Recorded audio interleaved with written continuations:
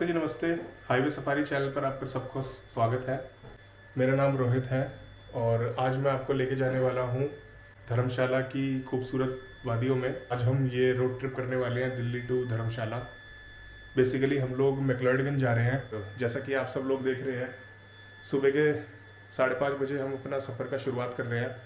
तो चलिए आपको भी अपने साथ इस सफ़र पे ले चलते हैं और खूबसूरत वादियाँ दिखाते हैं। सारी रोड की कंडीशन, हाईवे की कंडीशन, रास्ता क्या क्या लेंगे वो आगे बात करते हैं।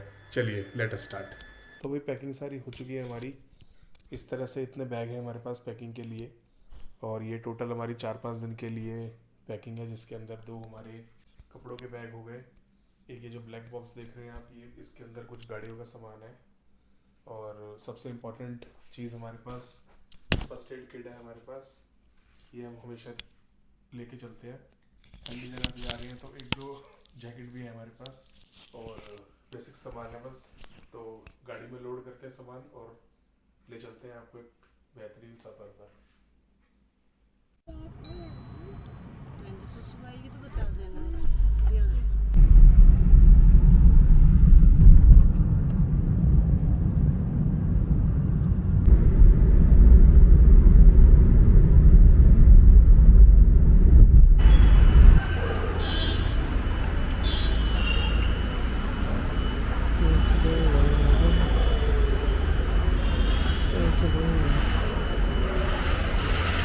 तो जी ट्रिप मीटर को मैंने ज़ीरो कर दिया है पेट्रोल डलवाने के बाद और माइलेज वाला सेक्शन को भी मैंने रीसेट कर दिया है। तो आज की जो हमारी ड्राइव होगी वो होगी दिल्ली से लेकर धर्मशाला। तो जी सुबह के 6 बज रहे हैं और हमने लगभग दिल्ली क्रॉस कर ली है। तो सुबह निकलने का सबसे बड़ा फ़ायदा यही है कि आपको कोई ट्रैफिक नहीं मिलता और लगभग लगा लीजिए आप 15-20 मिनट्स लगे हैं हमको बॉर्डर पे पहुंचने के लिए। तो इस ट्रिप के बारे में थोड़ी सी बात कर लेते हैं। बेसिकली ये ट्रिप जो है हम दिल्ली से धर्मशाला की दूरी तय करेंगे आज, जो कि लगभग मैप में शो कर रहा है 495 किलोमीटर। मैंने गूगल मैप पे अपने होटल की लोकेशन लगा ली है।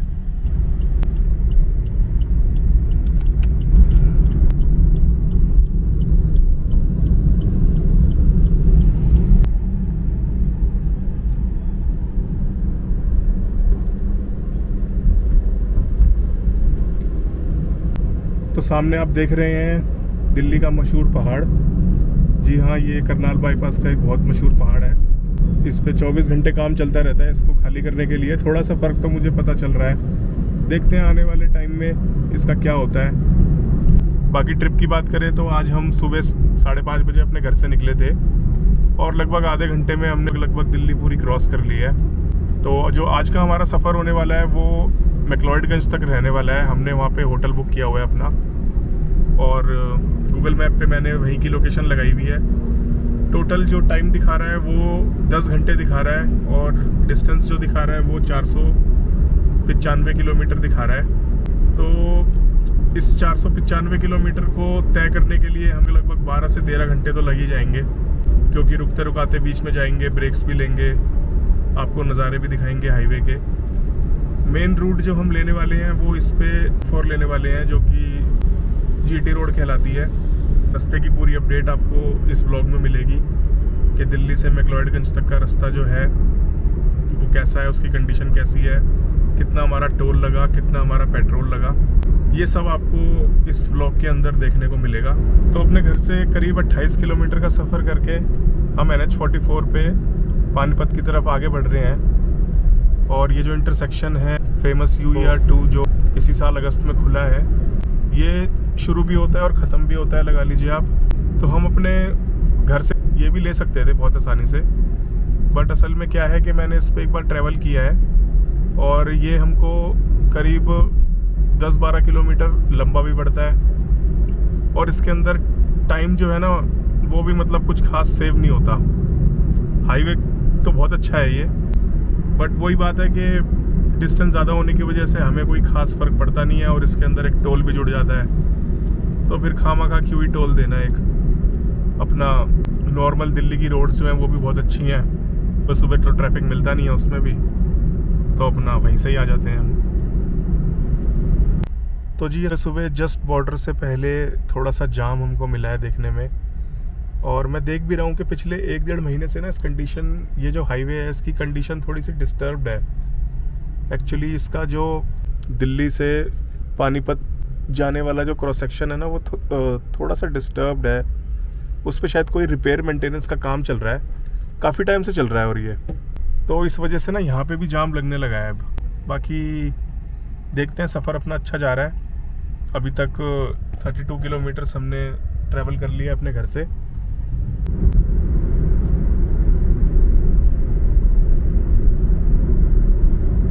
मूर्थल पहुंचने वाले हैं हम, और सोच रहे हैं कि मूर्थल में रुक के थोड़ा सा चाय नाश्ता कर लिया जाए। असल में सुबह उठ गए थे और रात को भी कुछ ठीक से खाया नहीं था। बाकी रोड एज़ यूजुअल बहुत अच्छी कंडीशन में है। ये इस पे मेरा बहुत ट्रैवल होता रहता है, तो ये मेरे लिए रोड कोई पुराना नहीं है। बस इसके अंदर एक ही दिक्कत है, वो जो बॉर्डर पे वो जो रोड डिस्टर्ब है, एक्चुअली एक सेक्शन जो है डिस्टर्ब है, उसकी वजह से थोड़ा सा आज हमको सुबह जाम भी मिला। बट इसके अलावा कोई दिक्कत नहीं हो रही। इस पर एकदम मक्खन हाईवे है और अपना स्मूथली चल रहे हैं, पानीपत की तरफ बढ़ रहे हैं। तो जी मूर्थल पहुंच चुके हैं हम। घर से हमने 55 किलोमीटर का अभी तक डिस्टेंस ट्रैवल किया है, जिसको ट्रैवल करने में हमको करीब 1-1.5 घंटा लग गया। 7 बज रहे हैं सुबह के, और मूर्थल है ये। यहाँ पर एक से एक घटिया पराठे मिलते हैं। हमने तो खाने छोड़ दिए खैर यहाँ के पराठे अब। तो जो शुरू में जिसका भी शौक़ होता है उसको अच्छे लगते हैं, फिर उसके बाद उसको पता लग जाता है कि यहाँ पे बुरे पराठे मिलते हैं, यहाँ पे कुछ नहीं मिलता अच्छा। बाकी आज सुबह ठंड है थोड़ी सी, मौसम में ठंडक तो आ गई है। खैर दिल्ली के अंदर नवंबर का महीना चल रहा है, और सही टाइम है मेरे ख्याल से हिल्स पे जाने के लिए, क्योंकि अभी अगर इससे ज़्यादा लेट करेंगे दिसंबर में या फिर जनवरी के अंदर ये प्लान बनाता ना मैं, तो फैमिली के साथ खासकर मतलब एक हमारे साथ छोटा बच्चा है, उसके लिए हो सकता है थोड़ी सी दिक्कत हो जाती। और दिसंबर का महीना, जनवरी का महीना जो होता है ना, वो थोड़ा सा लोग मतलब उसमें ज़्यादा ट्रैवल करना पसंद करते हैं, तो हिल्स में और ज़्यादा भीड़ मिलती है। तो अभी क्या है कि आज जैसे गुरु नानक जयंती है, उसकी छुट्टी है, तो इस बीच कोई ज़्यादा लंबा हॉलीडे है नहीं। तो होप करता हूँ मैं मतलब कि हिल्स के अंदर हमको ज़्यादा भीड़ भाड़ नहीं मिलने वाली। तो जी इसी के साथ हमारा दिन का पहला टोल आ गया है, दिन का भी और हमारी ट्रिप का भी पहला टोल आ गया है। मूर्थल का टोल है ये।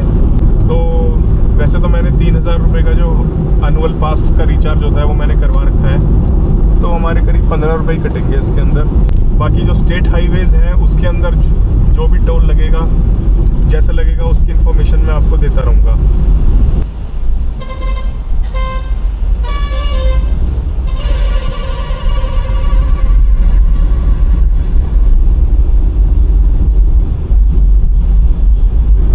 घर से करीब 66 किलोमीटर्स का डिस्टेंस ट्रैवल करके फ़िलहाल हम गन्नौर सिटी को क्रॉस कर रहे हैं, जो कि सोनीपत के अंदर आती है।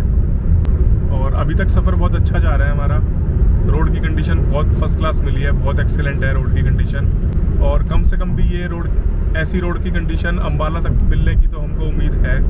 अम्बाला तक जो है ये हाईवे बहुत ज़्यादा अच्छा है। उसके बाद का रूट का आइडिया मुझको एक्चुअली है नहीं, क्योंकि मैं पहली बार मैक्लोडगंज जा रहा हूँ। तो मैप के हिसाब से तो हमको 9 घंटे और लगेंगे अभी, और हमारा जो ईटी है वो 4 बजे का है। बाकी मैं आपसे एक बात करना चाहता हूँ कि एक नया चैनल शुरू किया है, और इस चैनल के द्वारा हम जो भी मतलब ट्रैवलिंग करते हैं अभी तक, इससे पहले भी ट्रैवल करते थे पर रिकॉर्ड नहीं करते थे, तो ये हमारा फर्स्ट टाइम है जो कि हम अपना एक पूरा का पूरा ट्रिप रिकॉर्ड करेंगे और आपको दिखाएंगे। तो आप लोगों के सपोर्ट की बहुत ज़रूरत है, और कैसे मैं इम्प्रूव कर सकता हूँ, क्या कमियाँ लगी आपको, वो सब आप प्लीज़ कमेंट सेक्शन में ज़रूर बताना, और क्या मैं अपनी वीडियो के अंदर ऐड करूँ जो कि आप लोग देखना चाहते हैं। ये सब भी अगर आप लोग कमेंट में बताएंगे तो मुझे बहुत अच्छा लगेगा। और ये आ गया है हमारा समागम स्थल, निरंकारी समागम स्थल कहते हैं इसको। तो यहाँ पे अभी 31 अक्टूबर से 3 नवंबर के बीच समागम हुआ था। वैसे तो हम लोग जाते हैं यहाँ पर, अब की बार नहीं जा पाए। नज़ारा आप देख ही रहे हैं, बहुत ही स्मूथ रोड है। इस रोड पे जो स्पीड लिमिट है ना वो 100 किलोमीटर की है, 100 किलोमीटर पर आवर की। तो ज़्यादा दिक्कत होती नहीं है। 90 पे क्रूज़ कर रहा हूँ मैं, इससे तेज चलाता भी नहीं हूँ मैं गाड़ी। अभी तक की अगर मैं माइलेज आपको दिखाऊँ तो हमारी 23.7 की माइलेज शो कर रहा है इसके अंदर, सॉरी 26.5 की शो कर रहा है अभी तक, जो एवरेज है। तो सुबह सुबह चलने का एक ये भी फ़ायदा है कि जो एवरेज है वो आपकी अच्छी आएगी, रोड खुली मिलेगी आपको, ब्रेक ज़्यादा लगेंगे नहीं आपके। तो जी फ़िलहाल हम समालखा क्रॉस कर रहे हैं। पानीपत से 15-20 किलोमीटर पहले ये शहर आता है। शहर तो क्या है, मतलब कस्बा है एक छोटा सा। डिस्ट्रिक्ट जो है पर वो अब पानीपत हमारी लग चुकी है। गन्नौर तक जो डिस्ट्रिक्ट थी वो तो सोनीपत की थी, पर अब हम मतलब जो है डिवीज़न कह लो आप एक तरह की, पानीपत डिवीज़न में एंटर कर चुके हैं। पानीपत यहाँ से होगा 15-20 किलोमीटर दूर। समालखा का जो फ्लाईओवर है उसके शुरू में भी, फ्लाईओवर शुरू होने से पहले भी और फ्लाईओवर ख़त्म होने के बाद भी अग्रवाल की दुकान है जो कि बहुत फेमस है यहाँ पे घेवर के लिए। इस टाइम तो ऑब्वियसली नहीं मिल रहा घेवर, बट बहुत अच्छा होता है इसका घेवर। हमने खाया है, हर बार खाते हैं, हर बार लेके जाते हैं यहाँ से। तो आप लोग भी कभी अगर आपका चक्कर लगे घेवर मिल रहा हो तो यहाँ पे ट्राई करना, काफ़ी आपको मज़ा आएगा, काफ़ी अच्छा लगेगा आपको। तो जी स्वागत है आपका पानीपत में। हमको यहाँ पर एग्जैक्टली 91 किलोमीटर्स हो गए हैं अपने घर से ट्रैवल करते हुए, और पानीपत को इस टाइम अभी अब क्रॉस कर रहे हैं। टेक्सटाइल के लिए बहुत मशहूर शहर है ये हरियाणा का, काफ़ी मेजर सिटी है एक, मतलब हरियाणा की टेक्सटाइल के लिए बहुत फेमस है। तो आपको कभी यहाँ पे बेडशीट हो गई, कंबल हो गए, चद्दरें, पिलो कवर्स, ये सब अगर आपने सुना हो तो यहीं से सप्लाई होता है ऑल ओवर इंडिया। बाहर भी एक्सपोर्ट होता है खैर माल। तो अभी तक हमने ब्रेक नहीं लिया कोई भी, क्योंकि सुबह मन किया नहीं कुछ खाने का और सुस्ती सी भी आ रही है फैमिली को। मैं तो खैर गाड़ी चला रहा हूँ। तो अभी इसके बाद देखते हैं, पानीपत के बाद देखते हैं कहीं पे ब्रेक लेंगे तो सुबह नाश्ता करेंगे। थोड़ी सी भूख भी लगी है, चाय पियेंगे कहीं पे रुक के। असल में आप लोगों में से कई लोगों को ये हैरानी हो रही होगी कि मेरी गाड़ी, जो कि मैंने भी थोड़ी देर पहले दिखाया था, 26 की एवरेज दे रही है। तो मैं आपको बता दूं मेरे पास बलेनो है 2020 मॉडल, पेट्रोल गाड़ी है ये। तो मारुति की सबसे बड़ी खास बात यही होती है कि इसके अंदर एवरेज तो खैर आती है, माइलेज मशीन होती है इनकी गाड़ियाँ, परफॉर्मेंस भी बहुत अच्छी होती है इनकी। और मैं जो है ना ज़्यादा मतलब तेज़ गाड़ी चलाता नहीं हूँ। अगर मुझको बहुत ही खाली रोड मिल जाए, बहुत ही स्मूथ हाईवे भी मिल जाए तो मैं 90 को क्रॉस तो नहीं करता हूँ। वो मेरी रेंज रहती है 80 से ऊपर तो मैं कभी कभार ही जाता हूँ। जैसे इस टाइम भी मैं 80 पे चल रहा हूँ अभी, तो लाइट फुट पे गाड़ी चलाता हूँ मैं। ड्राइविंग स्टाइल भी ऐसा ही है कि मतलब आराम से चलानी है, कोई ज़्यादा हड़बड़ी नहीं है।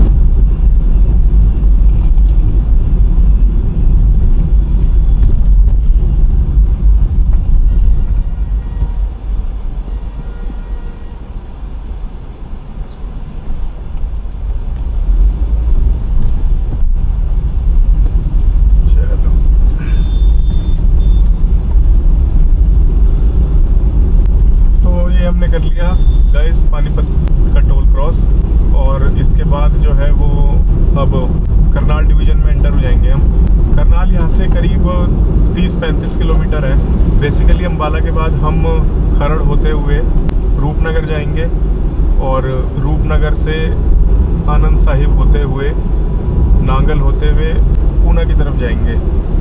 तो ये फ़िलहाल हमारा रूट है। ऊना से हम सीधा जो है अपना धर्मशाला की तरफ। और जी ये आ गया हमारी जर्नी का तीसरा टोल। पानीपत के बाद सिर्फ 8-10 किलोमीटर बाद ही है ये टोल प्लाज़ा। तो ऐसा लगता है कि यार अभी तो टोल दिया था, अभी फिर से टोल आ गया। तो असल में क्या है, पानीपत के अंदर जो टोल लगता है ना 40 रुपये का, वो जो एलिवेटेड कॉरिडोर है पानीपत का, उसका चार्ज लगता है। वो टोल नहीं है, वो एक तरह से जो एलिवेटेड रोड यूज़ करते हैं हम, तो उसको यूज़ करने के चार्जेस हैं वो। टेक्निकली जो है वो मतलब एक तरह से दूसरा टोल है ये वाला, घरोंडा का टोल है ये। वैसे तो 195 का है, पर एनुअल पास के अंदर ये आपका फ्री हो जाएगा अगर आपके पास एनुअल पास है तो। सर अभी फ़िलहाल हम चल रहे हैं करनाल के अंदर। ये जो फ्लाईओवर है इसके नीचे करनाल का फेमस नमस्ते चौक है। और करनाल तक आने में हमको अपने घर से करीब 2.5 घंटे लगे। इस टाइम सुबह के 8 बज रहे हैं और हमने अपने घर से अभी तक 127 किलोमीटर का डिस्टेंस ट्रैवल कर लिया है। थोड़ा सा मैं कहूँगा स्लो ही है क्योंकि हमने कोई ब्रेक भी नहीं लिया है अभी तक, तो इस वजह से कहूँगा मैं, बट ठीक है, अपना कोई बहुत मेजर इशू नहीं है। हमको बहुत ज़्यादा जल्दी नहीं है पहुँचने की, अपना आराम से ट्रैवल करना है क्योंकि अभी बहुत लंबा जाना है।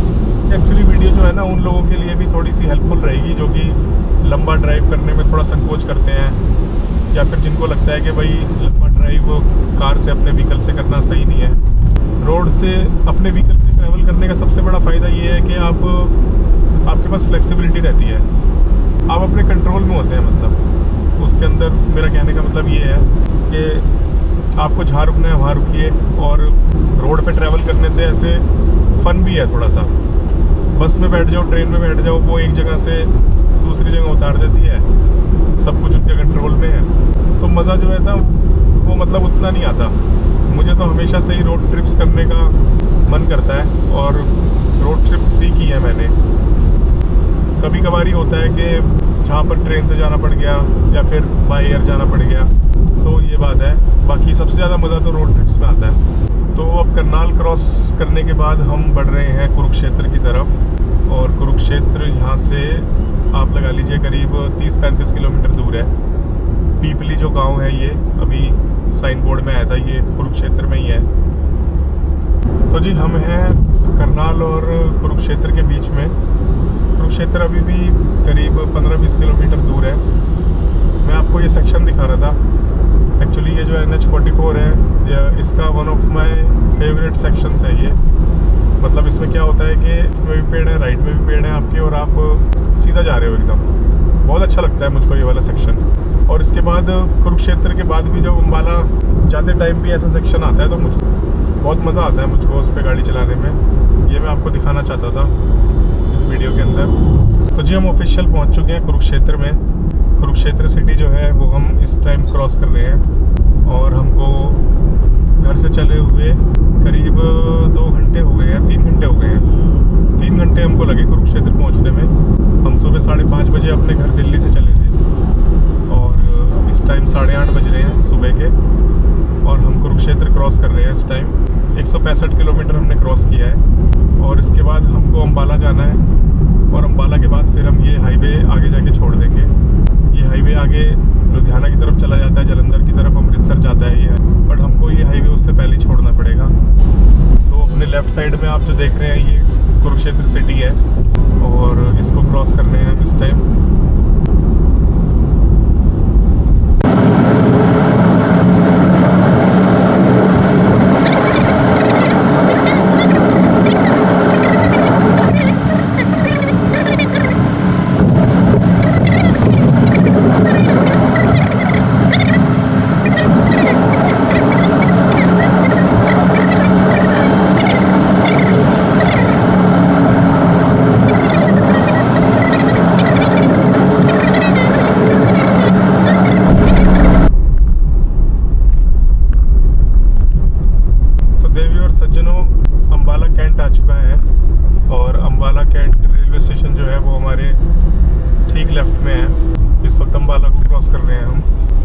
पहुंचने में हमको लगभग लगा लीजिए आप 3.25 घंटे लगे। 9:15 हो रहे हैं, और डिस्टेंस जो हमने ट्रैवल कर लिया है अभी तक वो 207 किलोमीटर है अपने घर से। और यहाँ से अब हम आगे खरड़ की तरफ मुड़ जाएंगे। एक कट चंडीगढ़ को जाता है, एक कट जाता है आपका लुधियाना को, तो हम लुधियाना की तरफ जाएंगे। बट उसके बाद हम आगे नहीं जाएंगे, वहाँ से भी हम राइट ले लेंगे खरड़ की तरफ। तो वो भी जब आगे कट आएगा तो मैं आपको दिखाऊंगा। बाकी फ़िलहाल हम हैं अम्बाला के अंदर।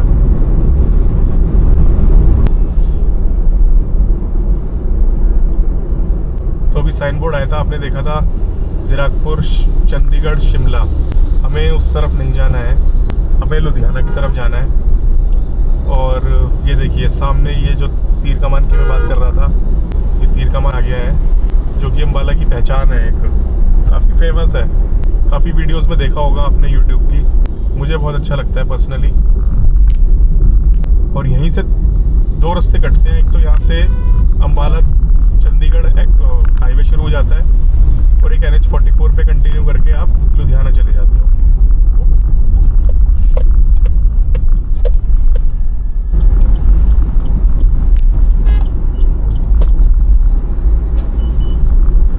तो यहाँ पे हम थोड़ी देर के लिए 5 मिनट का हमने ब्रेक लिया था। मैंने अपना वीडियो का थंबनेल भी ले लिया यहीं से ही। और इसके बाद अब हम आगे बढ़ रहे हैं लुधियाना की तरफ ही। NH44 पर लुधियाना से पहले ही मुड़ जाएंगे हम खरड़ की तरफ। तो वो जो मोड़ आएगा वो भी मैं आपको दिखाऊंगा।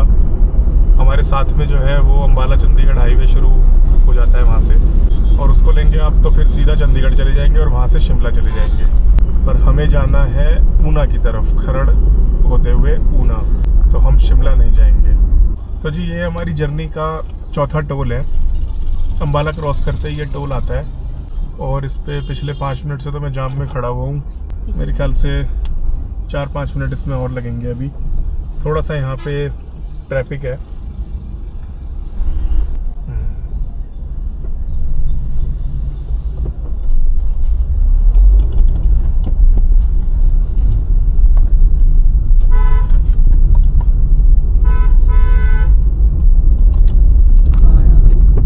तो जी ये अम्बाला के बाद टोल क्रॉस करने के बाद हमको यहाँ से फ्लाईओवर के नीचे से हमको राइट लेना है मोहाली की तरफ। ये जो आपको आगे साइन बोर्ड नज़र आ रहा होगा, तो गूगल मैप पे यही रास्ता दिखा रहा है। बाकी मुझे रास्ता पता भी नहीं है, तो अपन तो इसी को फॉलो करेंगे फ़िलहाल। बाकी आगे जाके देखते हैं रोड की कंडीशन क्या रहती है। NH44 को कह दिया अलविदा और अब हम मेरे ख्याल से किसी स्टेट हाईवे पे चलेंगे। और ये कौन सा स्टेट हाईवे है ये तो मुझे नहीं पता, मुझे पता लगेगा तो मैं आपको बताऊंगा।